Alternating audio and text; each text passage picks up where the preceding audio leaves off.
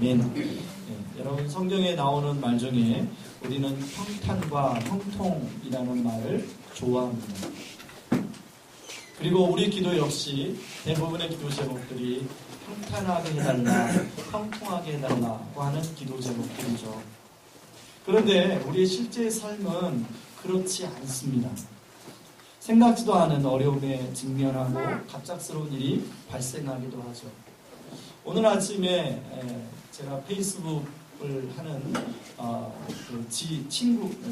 페이스북을 하는 그 페이스북 친구 중에 이렇게 소식은 매 자주는 못 만나지만 멀리 떨어서 소식을 주고받는 목사님이 계십니다. 근데 그 목사님이 오랜만에 글을 올렸어요. 그 내용이 너무 제가 참담했습니다. 사모님이 췌장암 말기로 오늘 내일 한다는 거예요. 기도해달라는 제목 내용이었습니다. 너무나 오랜만에 들은 소식이었기 때문에 기도를 했어요. 주님, 이 목사님 또 아이들이 아직 어릴 텐데 아마 청소년이 있을 텐데 하나님 그 아이들을 기도했습니다. 딸만 둘인데. 그런데 오후에 연락을 받았습니다. 소천했다는 거죠. 여러분, 우리는 가끔 이런 기도를 하지 않습니까? 주님, 우리가 하나님을 믿으니 하나님 적어도 이런 고난으로부터는 우리가 벗어날 수 있도록, 피할 수 있도록 해주십시오. 그런데 그것이 뜻대로 되지 않는 거예요. 여러분, 오늘 본문에도 그렇습니다. 다윗이 사울에게 쫓겨서 블레셋 땅으로 왔어요. 그래서 아기스 왕에게 시글락이라는 성을 이제 허락을 받아서 거기에 이제 한 600명 정도 같이 살아갑니다. 그런데 블레셋과 이스라엘과의 전투가 일어났기 때문에 이제 다윗은 자기에게 은혜를 베풀었던 아기스 왕을 체면이라도 전쟁에 참가를 해야 하기 때문에 전쟁을 참가할 때 고민했을 거예요. 만약에 군대를 이끌고 이 성을 비우고 나가면 여기에는 노인들과 연약한 여자들밖에 없는데 혹시나 이 성에 누가 공격해 오면 어떨까? 여러분, 그런 염려를 했을까요? 안 했을까요? 오늘 본문은 안 나와요. 그런 염려를 여러분 같았으면 했겠습니까? 안 했겠습니까? 당연히 했겠죠.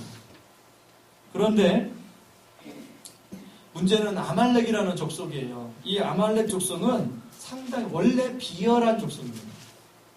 오늘 본문에 나온 것처럼 정정당당하게 어떤 전쟁을 치러서 싸워서 전리품을 뺏고 이것은 그 당시에 윤리적으로 다 가능했습니다. 그런데 이 아말렉이라는 족속은 힘이 약하고 연약한 사람들만 골라 약탈하는 민족입니다.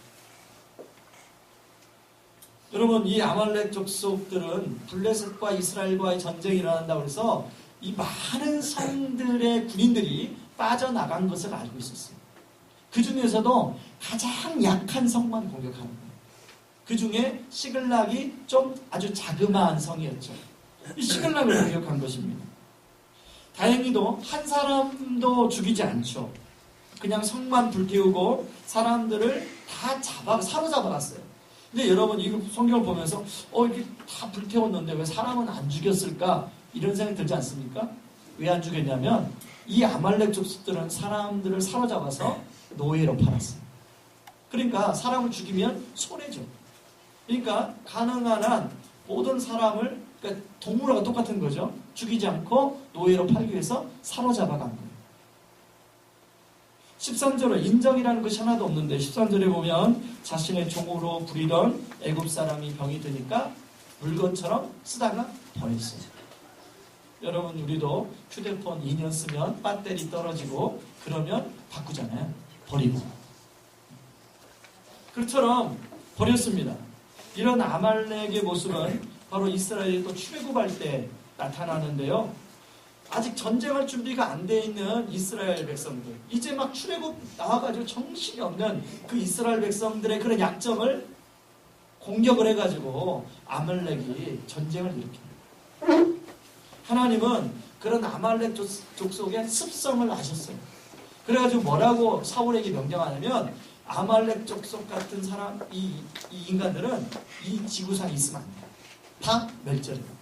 도움이 안 돼요. 여러분, 이게 하나님 믿지 않아도 좀 그래도 어느 정도 도덕적으로 윤리적으로 살아가는 그런 사람 많잖아요. 근데 아말렉 족속은 굉장히 비열해요. 여러분 오늘날도 이 아말렉 족속 같은 사람들이 있어요. 법망을 교묘하게 피해가지고 사람들의 약점을 굉장히 아주 공격하는 그런 아말렉 족속 같은 사람들이 있는데, 저는 주님이 심판 때 아마 그런 사람들을 분명히 심판할 거라고 생각합니다. 근데 문제는요, 전도하다 보면 복음을 안 받아들인 이유가 뭐냐면 믿는 사람 가운데 이 아말렉 족속 같은 사람들을 만났다는 거예요. 그래서 상처받았다는 거예요. 여러분, 다윗의 일행이 3일에 걸쳐 돌아와 보니까 시글락성이 공격에 다 붙하고요, 다 포로로 잡혀간 거죠. 그래서 사람들은 다윗과 거기에 모인 사람들이 울 기력이 없을 정도로 울었다고 나와요. 여러분 4절 말씀 한번 읽어볼까요? 다윗과 그와 함께한 백성이 울 기력이 없도록 소리를 높여 울었더라. 그러니까 막 소리를 질러서 그냥 보통 우는 게 아니라 하고 우는 거죠. 울 기력이 없을 정도로. 그러니까 얼마나 비통하고 참통했으면 그런 울음을 터뜨리겠어요. 이렇게 되니까 사람들 안에는 이 분노가 다시 솟아올랐어요. 그래서 다윗에게, 지금 지도자인 다윗에게 그걸 필요하고 있습니다. 여러분, 다윗에게 모인 사람들이 아주 다양한 사람들이었죠. 개 중에는 이제 그래도 좀 괜찮은 사람이 있었던가 하면 그 개 중에는 또 굉장히 참 이렇게 동네 뒷골목에서 놀았던 사람들도 있어요. 그래서 지금 몇 명이 그런지 모르지만 다윗을 돌을 들어서 쳐서 죽이려고까지 했던 것을 알 수가 있습니다. 여러분, 이처럼 어떤 사람들은 분노가 일어나면 그 분노를 누군가에게 풀어야 해소가 되는 사람들이 있어요. 그런데 그렇게 해서는 전혀 아무런 도움이 안 되죠. 여러분, 사실 오늘 5절에 보면 다윗의 두 아내도 사로잡혀 갔기 때문에 다윗도 피해자죠. 여러분, 우리는 여기서 우리의 모습을 한번 살펴볼 필요가 있습니다. 여러분, 우리는 이렇게 어떤 문제가 생길 때 누군가에게 책임 전가했던 적은 없나요? 주로 가정에서 문제가 생기면 남편은 아내에게, 아내는 남편에게 책임 전가를 할 때가 있죠. 저도 젊은 날에 철이 없을 때 그렇게 책임 전가하고 싸웠던 적이 있습니다. 지금은 참 그런 날을 돌아보면서 참 어리석었다 이렇게 생각하는데, 여러분, 어떤 상황이 생기면 오늘 본문에 나온 것처럼 지도자에게 책임 전가를 할 때가 있어요. 그래서 가장 욕을 많이 먹는 사람이 누구예요? 우리나라에서 지금 대통령님이에요. 가장 욕을 많이 받아요. 그러니까 모든 게 잘못하면, 모든 걸 잘못하면 무조건 최종 책임자는 누구예요? 대통령이에요. 여러분, 다윗의 입장에서 이런 일이 벌어지는 상황은 굉장히 큰 위기의 상황이죠. 다윗도 굉장히 슬픈 텐데 자칫하면 사람들에게 자기가 믿었던 사람들에게 돌을 맞아서 죽을 수도 있는 상황이죠. 그런데 이런 상황에 있는 다윗이 오늘 18절 19절에 보면 반전이 일어납니다. 18절 19절을 같이 한번 봅니다. 다윗이 아말렉 사람들이 빼앗아 갔던 모든 것을 도로 찾고 그의 두 아내를 구원하였고, 19절 그들이 약했던 것 곧 무리의 자녀들이나 빼앗겼던 것을 크고 작은 것을 막론하고 아무것도 잃은 것이 없이 모두 다시 도로 찾아왔고, 그리고 전리품을 빼앗긴 것만 찾아온 게 아니라 그 외에도 수많은 전리품을 찾아왔어요. 뺏었어요. 그러니까 이 빼앗겼던 것보다 더 많은 전리품을 빼앗은 거죠. 그리고 그 전리품을 사람들에게 나눠주고 있고요. 심지어는 26절 33절에 보면 유다의 장로들까지도, 유다의 사람들에게까지도 그 전리품을 나누어주고 있습니다. 위기를 만난 성도님들의 기도 제목들이 최근 들어서 점점 많아져요. 우리 교회에 여러분들이 알고 혹은 모르고 있는 분 중에 위기를 만난 가정들이 상당히 많다. 그래서 저는 그런 가정들을 빨간색으로 기도 제목을 바꿔서 기도하는데요. 최근에는 기도하다가 어떤 마음이 드냐면, 여러분, 저도 인간이다 보니까 제가 감정이입이 되더라고요. 감정이입이 되다 보니까 그런 사람들이 점점, 그런 성도님들이 많아지니까 제가 너무나 마음이 막 무거워진 거예요. 그래서 주님 앞에 그런 기도를 했어요. 주님, 정말 힘드네요. 그랬더니 그 순간 성령님이 저에게 주신 마음이, 야, 네가 그렇게 힘들면 그런 일을 지금 겪고 있는 성도님들의 마음은 얼마나 힘들겠어요. 여러분, 오늘 다윗에게 임한 이 반전의 은혜가 저는 우리 성도님들에게 임하기를 주님의 이름으로 축복합니다. 자, 반전의 은혜가 그러면 어떻게 가능할까요? 저는 오늘 말씀 한 구절 볼 수 있기를 합니다. 여러분 보면 그의 하나님 여호와를 힘입고 라는 단어라고 우리가 주목할 필요가 있어요. 여러분 오늘 지금 다윗과 함께한 사람들은 아둘람 공동체다라고 이야기합니다. 이 아둘람 공동체는 여러분 사무엘상 22장 이전에 보면 잘 나와 있는데 한번 같이 한번 읽어봅니다. 읽겠습니다.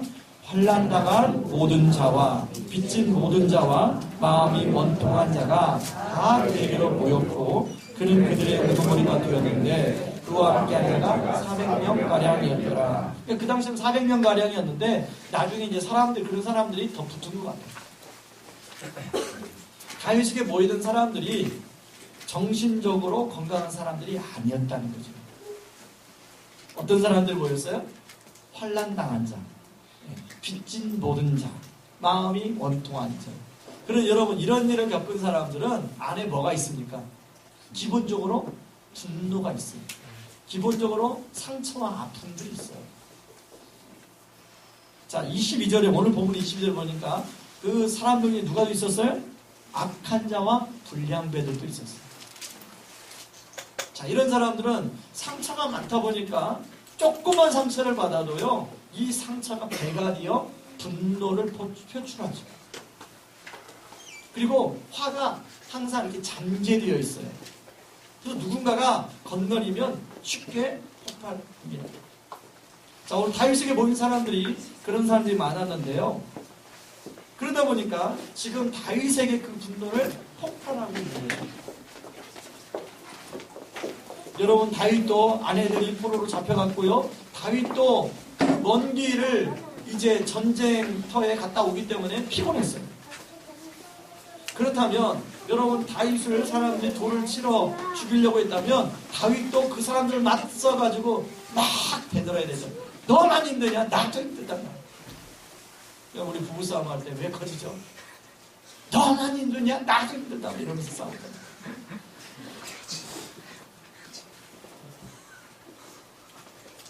그런 다윗은 오늘 어떻게 합니까?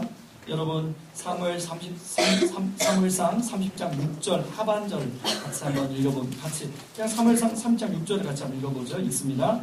백성들이 자녀 때문에 마음이 슬퍼서 다윗을 돌로 치자니 다윗이 크게 답답하였으나 그의 하나님 여호와를 믿고 용기를 얻었다. 자, 그의 하나님 여호와를 힘입고 용기를 얻었더라. 다윗은 문제를 그 자기를 지금 돌로 치려하는 사람들과 문제를 해결하지 않습니다. 그들에게 대들지 않아요. 먼저 그렇다고 해서 그 문제를 현상적으로 해결하려고 하지 않아요. 대신 여호와 앞에 여러분 시편 57편 1절 3절 다윗이 어떻게 하나님 앞에 나아갔을까는 모르지만 여러분 가장 가까운 말씀이 있어서 한번 찾아보려고 합니다. 같이 한번 읽어보시죠. 하나님이여 내게 은혜를 베푸소서. 내게 은혜를 베푸소서. 내 영혼이 주께로 피하되 주의 날개 그늘 아래에서 이 재앙들이 지나기까지 피하리라. 내가 지존하신 하나님께 부르짖으며 곧 나를 위하여 모든 것을 이루시는 하나님께로다. 그가 하늘에서 보내사 나를 삼키려는 자의 비방에서 나를 구원하실지라. 하나님이 그의 인자와 진리를 보내시리로다. 아멘. 다윗은 그 문제를 가지고 그 상황을 가지고 하나님 앞에 나아가 먼저 다윗도 마음이 너무 낙심됐는데 하나님으로부터 그 낙심된 자신의 마음을 위로받고 하나님부터 힘을 먼저 공급받고 있더라는 거예요. 여러분, 멘탈이 참 중요하다는 얘기 우리 하잖아요. 사람마다 좀 어릴 때 교육을 잘 받고 그런 분들이 멘탈이 좋을 수가 있습니다. 그런데요, 이 세상의 모든 사람은 멘탈에 한계가 있어요. 진짜 멘탈이 좋으려면 다윗처럼 주님의 은혜가 덮여져요. 그래서 하나님으로부터 힘이 공급되어야 진짜 멘탈이 좋게 있어요. 여러분, 비록 상황은 최악이었지만 나를 구원해 주신 하나님이 지금도 나와 함께 하시고 나를 여전히 보호하신다는 이 확신이 있을 때 요동하지 않고 앞으로 전진할 수 있죠. 여러분, 고든 맥도널드라는 우리 크리스찬 영성학자가 있습니다. 이분이 자신의 마음을 관리하기라는 주제에서 이렇게 얘기하죠. 지도자가 영적인 정서적인 탈진이 오지 않기 위해서는 반드시 하루를 시작하기 전에 하나님과 나만의 시간을 위해 따로 떼어놓는 시간이 필요합니다. 마음을 관리하는 시간이 필요하다라고 이야기하고 있습니다. 이런 시간을 놓치게 되면 지도자뿐만 아니라 누구나 우리는 이 복잡한 세상 속에서 눌려서 탈진할 수밖에 없다는 거죠. 제가 지난 주일에 그 전 월요일 날에 기도원에 들었다고 말씀을 드렸습니다. 보통 기도원에는 기도할 제목이 있을 때 들어가죠. 우리가 그렇게 생각하지 않습니까? 근데 제가 이제 안식월 갔다가 복귀하고 정신없이 이제 3월이 시작되고 또 이제 각종 훈련이 시작되고 또 여러 가지 막 신방사역이 시작되고 그러다 보니까 제가 뭔가 영적으로 공허하다는 느낌이 들었어요. 제 영혼이 빈약해져 간다는 느낌이 들었어요. 그래서 제 자신을 좀 무장해제하고 주님 앞에 홀로 단독으로 서고 싶은 마음이 들었어요. 그때 읽은 책에서 오스왈드 챔버스가 이런 글을 써 놓았습니다. 한번 잘 들어보세요. 싸움은 하나님 앞에서 우리의 의지인 은밀한 공간에서 이기는 데에서 시작한다. 싸움은 어디서 시작한다고요?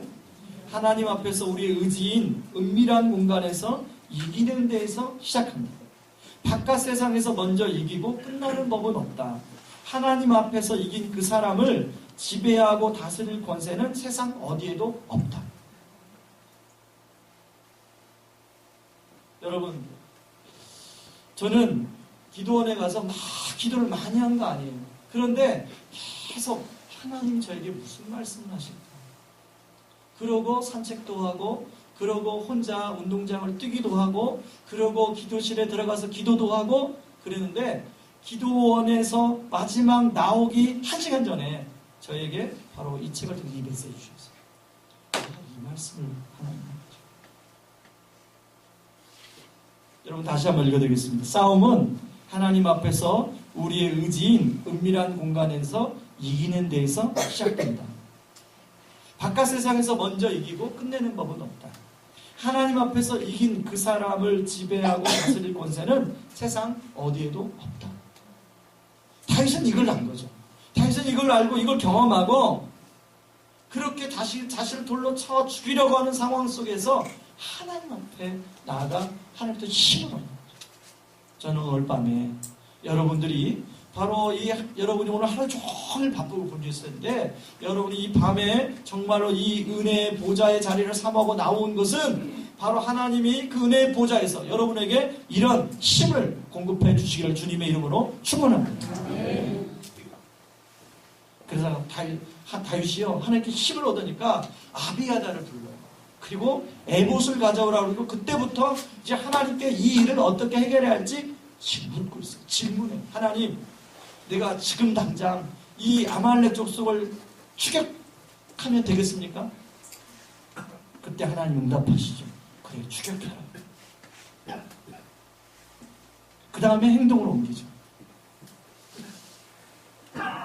여러분, 우리는 어떤 문제가 생기면 먼저 현상학적으로 그 문제를 어떻게 해결할까를 먼저 생각해요. 그런데 다윗은 그 문제를 가지고 먼저 같이 기도하지 않았어요. 하나님 앞에 그냥 나아갔어요. 그래서 자신의 이런 상황을 가지고 나간 게 아니라 그냥 하나님 앞에 나간 거예요. 하나님으로부터 힘을 공급받은 거예요. 그 다음에 하나님 이 문제를 어떻게 해결할 거예요. 여러분, 우리는 주로 하나님 이 문제를 어떻게 해결할까요? 그렇게 먼저 나아가잖아요. 근데 그것보다 먼저 하나님 앞에 그냥 나가. 하나님하고 나가. 그러면 여러분의 마음의 지성소에 하나님이 찾아오시죠. 휘장을 열고 우리 마음의 지성소에 찾아와요. 하나님이 임재하시면 하나님이 임재할 때 거기서 힘을 얻는 거예요. 그러면 하나님께 질문을 힘이 생기는 거죠. 그리고 하나님이 응답해 주시고 뭔가 어떻게 해결해야 할지 이제 길이 보이는 거 아니겠습니까? 이렇게 하나님 응답을 받고 나아갈 때 어떤 일을 경험하고 있습니까? 자, 첫 번째는 하나님이 일하심을 경험하는데요. 자, 여러분, 그 넓은 땅에서 이 아말렉 족속이 어디로 갔는지 어떻게 알아요? 그래, 알아야 구경할 거 아니에요. 그런데 무리에서 한 사람을 만납니다. 이 사람은 어떤 사람이냐면, 자, 오늘 본문의 근거로 보면요, 병이 들었어요. 그리고 사흘 동안에 아무것도 먹지 못했어요. 그러면 자, 지금 다윗과 그의 군대는 지금 마음이 급합니까? 안 급합니까? 마음이 급해요? 안 급해요? 급해요. 그런데 그런 사람을 하나 별로 정보를 줄 것 같지도 않고 별로 필요 없을 것 같은데 그런 사람을 만났어요. 그럼 어떻게 해야 됩니까? 여러분 같으면 어떻게 하겠어요? 내가 좀 내일 처리하고 그때 와서 좀 더 도와줄게. 이렇게 할 수도 있는데 그 사람을 어떻게 해요? 오늘 본문에 보니까 먹이고 마시게 하고 그래서 힘을 얻게. 그 다음에서야 그 사람이 그 보잘것없는 그 사람이 그런 자기 주인은 자기를 버렸는데 다윗의 군대는 자기를 오히려 그런 보잘것없는 자기를 환대해 주니까 은혜를 입으니까 그때서야 자기가 갖고 있는 중요한 정보를 이야기해 줘. 그렇죠? 만약에 다윗의 군대가 에이 뭐 별거 아니야 우리 바빠 너 좀 이따가 내가 도와줄게 그러고 갔으면 그 만남이 이루어지지 않죠. 여러분 오늘 본문에 보면요 이 애굽 사람을 통해서 다윗을 아말렉 족속에 있는 데까지 인도하는데요 15절 16절에 보면 인도라는 말이 3번 나옵니다. 그래서 이 사람의 인도로 방황하죠. 헤매려고 시간을 단축해서 아말렉 사람들이 진을 치는 곳으로 신속히 도착할 수 있었어요. 그래서 아말렉 군대를 쳐서 사로잡혀간 모든 가족들을 다 찾아오고 아말렉 사람들이 가지고 있던 전리품을 다 빼앗아 올 수 있었습니다. 전화위복이 된 거죠. 여러분 우리는 이런 사람과의 만남을 우연이라고 하는데요. 우리는 그걸 하나님의 일하심이라고 생각해요. 만약 이 애굽 사람을 만나지 못했다면 그 드넓은 땅에서 어떻게 아말렉 사람들을 찾을 수 있었겠어요? 동으로 갔는지 서로 갔는지 남으로 갔는지 북으로 갔는지 어떻게 알아요? 여러분 혹시 여기 산에 올라가 보신 적 있습니까? 청계산이나 산에 올라가 본 적 있어요? 여기 무슨 산이죠? 여기 백운산 올라가 본 적 있어요? 이 갈림길에서 조금만 길을 벗어나도요 전혀 엉뚱한 곳으로 내려요. 그거 경험하셨을 거예요. 여러분 산을 이렇게 올라갔을 때 대충 이쪽으로 내려가면 내가 원하는 대로 도착하겠지라고 하고 그냥 내려갔는데요 완전히 엉뚱한 곳으로 내려가요. 여러분 이 조그만 산에서도 이렇게 헤매는데 만약에 이 사람 못 만났다면 어떻게 하겠습니까? 여러분 우리가 인생을 살아가다 보면 이런 인생의 결정적인 만남을 만날 때가 있죠. 그런데 중요한 것은 이런 만남을 하나님이 허락하셔도 그런 만남을 결정적인 중요한 만남으로 이어가지 못할 수도 있다는 거예요. 여러분도 지금까지 이렇게 살아오면서 이런 결정적인 중요한 만남이 있을 텐데, 저에게는 여러 중요한 만남들이 있는데, 저는 얼마 전 은퇴한 우리 우성고등학교 전 교장 선생님을 정말로 그런 하나님이 만남의 축복을 주신 것 같아요. 교회가 이곳에 개척이 되어서 지난 7년 동안 누구보다도 교회 입장에서 매일 새벽에 저희 교회에서 기도해 주시고요. 새벽기도 항상 하셨습니까? 매일 가서 매일 본인이 그러셨어요. 나는 의왕 우리 교회에서 매일 기도합니다. 그리고 교회와 학교 공간이 학교가 서로 잘 윈윈할 수 있도록 누구보다도 많은 배려를 미리 앞서서 해주셨어요. 그런 흔적들이 곳곳에 묻어 있어요. 우리가 지금 이 공간도 여러분 제가 교회 개척하러 들어올 때 이 공간은 물이 여기까지 차 있는 공간이었습니다. 믿어지십니까? 이 공간이? 이 공간은 물이 흘러가지고 물이 밖에서 돌아가지고 개구리가 뛰어놀던 공간. 그런 공간을 여름에 2011년도 여름에 저도 모르고 있는데 여기를 막 뭔가 수리를 하더라고요. 여름이에요. 그래서 그때 당시에 학교랑 이렇게 별로 관계가 이렇게 별로 없는 사이이기 때문에 제가 관계자한테 살짝 물어봤어요. 그랬더니 교장 선생님이 나중에 얘기해 주시는 거예요. 언젠가는 교회가 이런 공간이 필요할지도 몰라서 시에서 도에서 지원을 받아가지고 이걸 만들고 있는 중이에요. 그래서 학교도 쓰려고 그런다고. 그러니까 교회가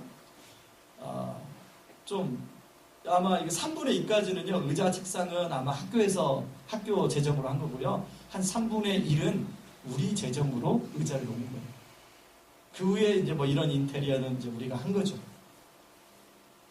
이거 뭐 그냥 이건 하나일 뿐이에요. 근데 교장 선생님이 너무나 많이. 왜 그럴까요? 그분이 볼 때 제가 이뻐서 그랬을까요?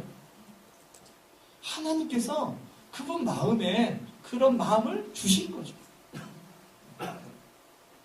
그분이 하나님을 사랑하고 주님을 사랑하니까 교회를 또 사랑하게 하나님 마음을 주신 거죠.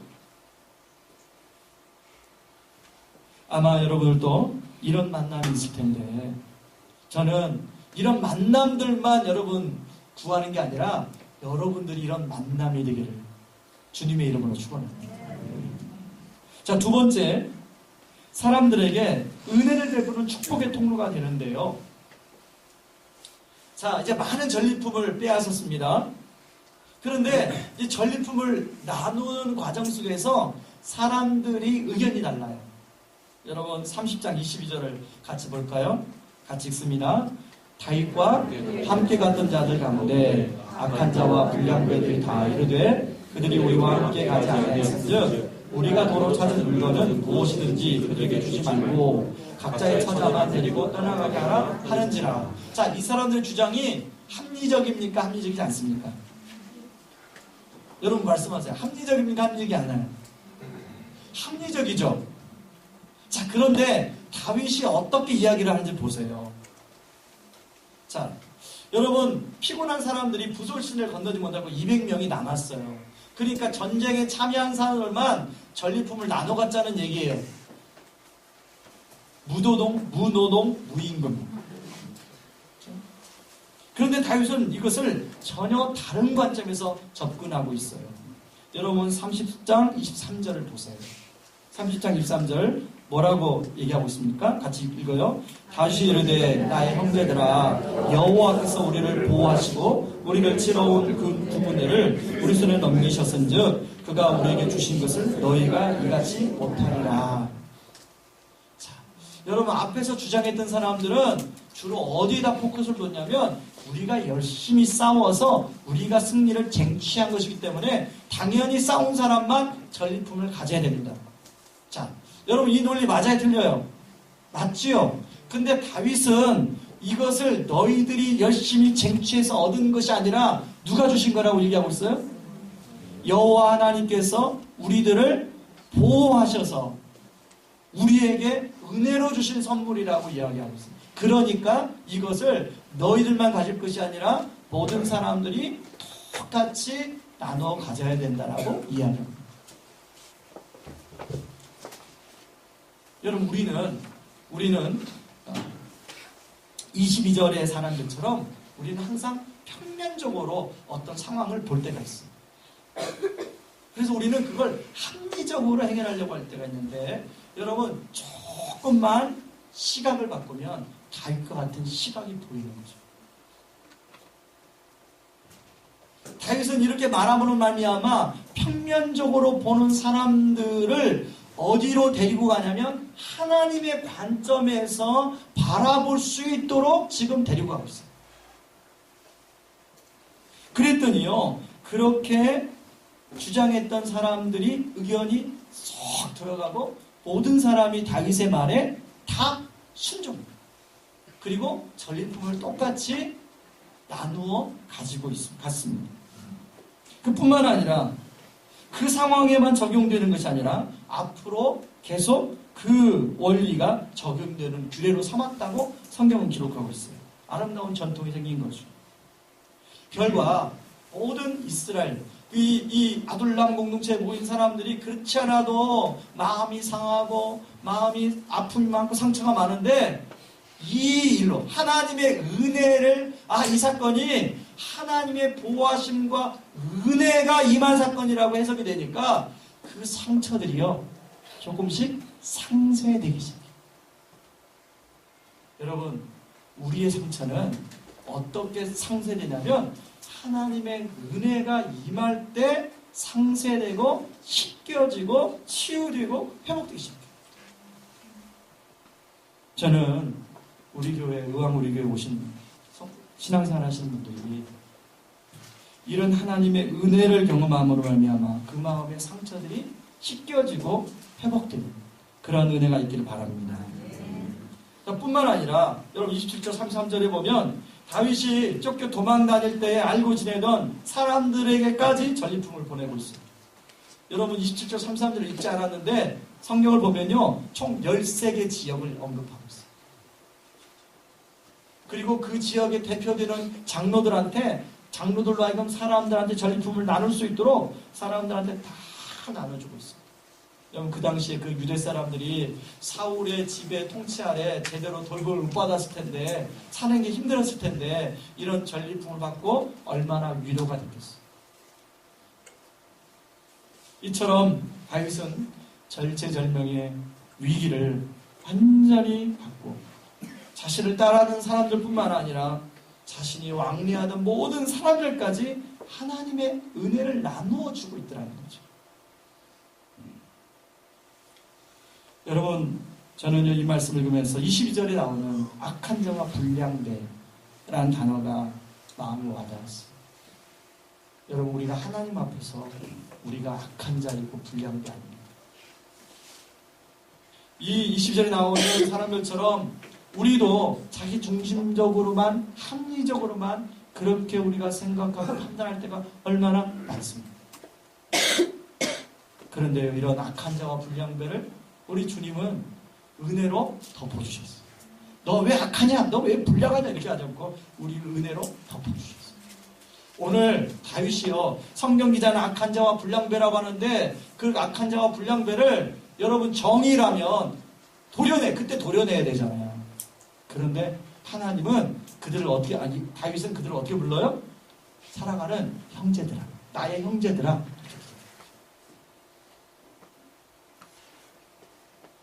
여러분, 우리 악한 자와 불량배를 우리 주님 어떻게 불렀어요? 우리를 사랑하는 나의 자녀들. 여러분, 우리는 하나님의 은혜 안에 거할 때 우리의 삶의 여유를 가질 수가 있습니다. 근데 우리가 은혜에서 멀어지면요 굉장히 우리도 계산적이 되고 조금도 손해를 안 보려고 하는 사람으로 쉽게 우리는 변해버립니다. 그런데 하나님의 은혜가 임하면 사람이 넉넉해지고 여유로워지고 유연해지고. 저와 여러분, 우리에게 이미 예수님이 은혜를 주셨어요. 그렇죠? 그 예수님의 은혜를 붙들고 여러분 우리가 이 은혜를 흘려보내는 그런 사람이 되거든요. 저는 우리 교회가 창립 7주년이 되었는데요.